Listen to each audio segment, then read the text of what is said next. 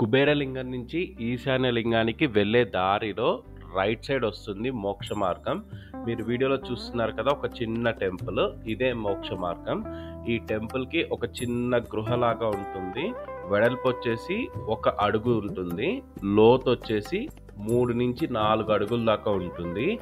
ఎంతటి లావువారైనా కానీ సులభంగా ఆ పక్క నుంచి ఈ పక్కకి ఈజీగా వచ్చేయచ్చు. కానీ కంగారు పడకూడదు. కంగారు పడితే మాత్రం మీకు చాలా ఇబ్బందిగా ఫీల్ అవుతారు అటు పక్క నుంచి ఇటు పక్క వచ్చేటప్పుడు.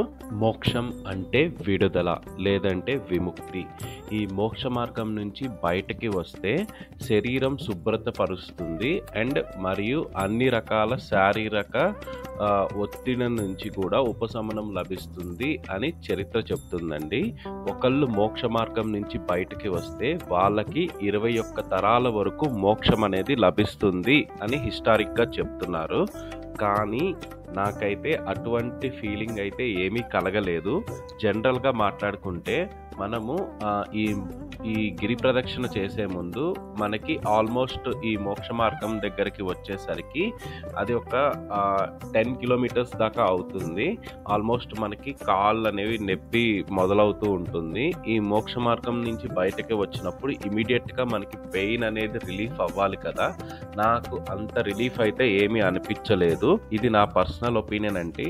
ఎవరి మనోభావాలు దెబ్బతీయడానికి నేనైతే చెప్పలేదు. జస్ట్ నా పర్సనల్ ఒపీనియన్ అంతే.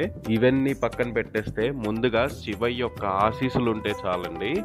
మనం ఎటువంటి ఇబ్బందుల్లో ఉన్నా ఆయనే మనల్ని బయటికి లాగేస్తారు ఏదో ఒక రకంగా. Thank you so much for watching this video.